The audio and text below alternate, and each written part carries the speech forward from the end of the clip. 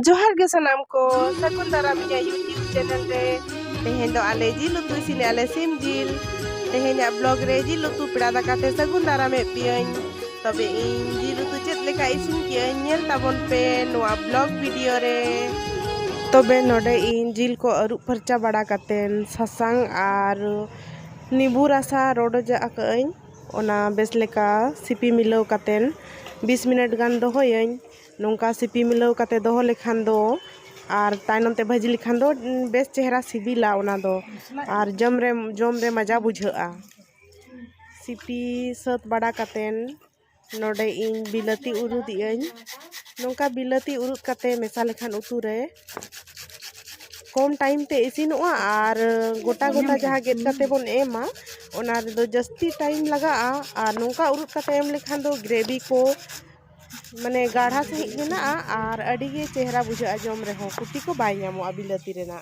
नितो सुनुम लोलो इनातिन और खड़ा मसाला एम हुई अकना ओना इसिन तेगे प्याज खादले हे कियन प्याज हो एम सत तेगे नोडे अदरक हो एम तारा कियन चिदा से अदरक इसिन रे टाइम लगा तो प्याज और अदरक मिद साथे इसिन परे गे तो दो घंटा हुयुक कना और ओनाकिन इसिन तेगे नोडे रिद मसाला जहाँ गोटा मसाला और जीरा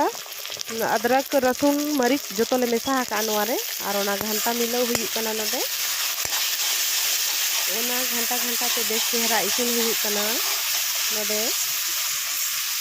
घंटा तेगे हुईना किछु घड़ी इना परे नोडे ससांग एमागा कनाले ससांग को एम कातेन हो आरो घंटा मिलाव हुयुआ बेस चेहरा और उन हबी घंटा इसिन हुआ जहाँ तीन हबी नुआ मसला खोजा सुनुम बाय भेगारोआ नोंका नेल दाड़ेया कान गया पे सुनुम मसला खोजा भेगारो कना ओने नेलोक कान गया नो नोंका बेस चेहरा ओना इसिन हबी घंटा का गे ताहेन हुआ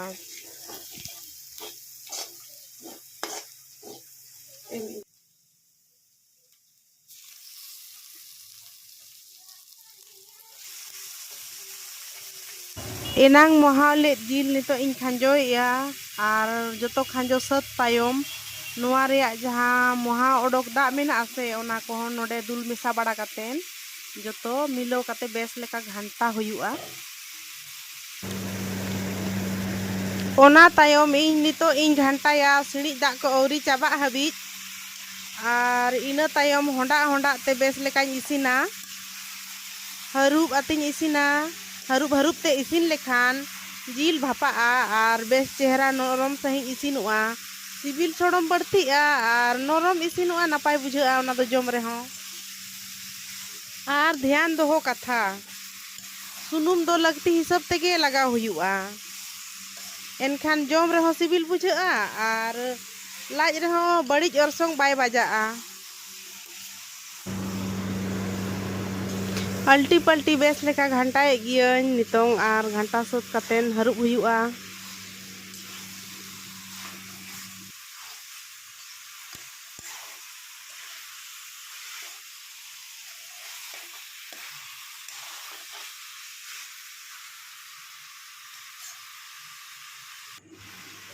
और नो नेल दाड़ेया पे हरूब कते जहाँ तीर अचोक कियाले उन ओनका भाप ओडोकोक कना और नेल पे तीना सिबिल गे नेलोक कना पलटी लिखान गे नेलोआ लातार पास्टा कटी आरा आरा ᱧᱚᱜ akana अडी चेहरा नेलोक कना इसिन काते गे ना नेलोआ चेक लेका सिबिल akana से बाय सिबिल akana तबे नेल ताबन पे मुचाद हबी चेक लेका इसिनिंग गानेआ से बांगा और लई ताबन पे नितो घंटा बड़ा कातेन आरोñ हरुबा बेस लेका इसिनोआ इना दो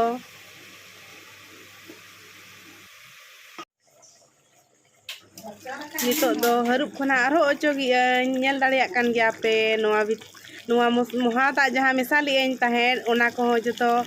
लातार रे हेडेजो कना नासे नासे अडी चेहरा भापाव इसिनोक कना ओने तिना नापाय गे नेलोक कना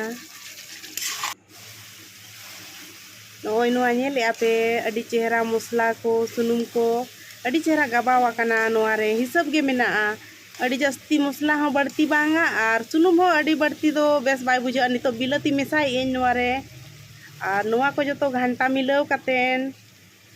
बेस चेहरा मिलाव जुत कातेन आरो हरुब हुयुआ आरो इसिन हुयुआ। और आपे नितो नेल दाड़े आपे इन नितो जिल मसला एमागा कना नोआ दो इन दो इसिनो मांग गिन एमागा अडी मांग रे हाना को मसला सला दो बइन मिसाया नोआ दो अलग ते गिन मिसाहा। और इन चेद लेका इसिन अन ओना लई ताबन पे और जहां को इसिन आपे उनकुआ जुदी वीडियो को बनाव आपे एनखान दो नोआ कमेंट सेक्शन रे एम पे आपे लिंक को इन हो जहां को बइन बड़ाया नेल काते चेदो अन और उनका के इसिन हुयुआ आरो भागी भागी अड़ी चेहरा नेलोक कना नेल दाड़े आपे सिबिल गे नेलोक कना नितो मा इसिन सत सतुक कना।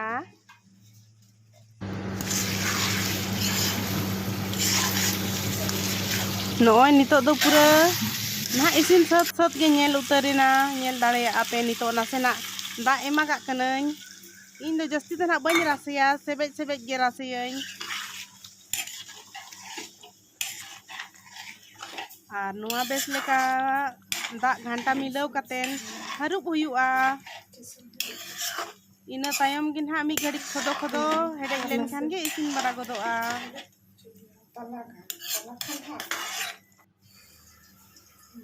नेल दाड़े कान गया पे पाले नितो हेडेजो कना और नुआ रे धनिया पत्ता एमागा कना ले चेतान रे अड़ी चेहरा हरियर गे आरो हरुब की आले नितोंग आरो मिद घड़ी 5 मिनट गान नोआ रे हल्का आँच रे अड़ी चेहरा हेडेज जो आले एनखान गे और नोआ दो इसिन सतिना और इसिन काते नो नोंका दाका और सलाद और जिल उतु आले दोरे निंक इन दो नो नोंका उना दो बइन रासेया और आले ओड़ा होड़ दो रासे को दो बाको कुसिया जस्ती दो और नोआ सला दल उतु हो बाको जमा जिल उतु हिलो दो जिल उतु और दाका गे खाली जमा को एटा उतु को दो बाको कुसिया। ठीक है तबे तेहना ब्लॉग दो नोडे गिन मुचा दिया बाय बाय जोहार गे।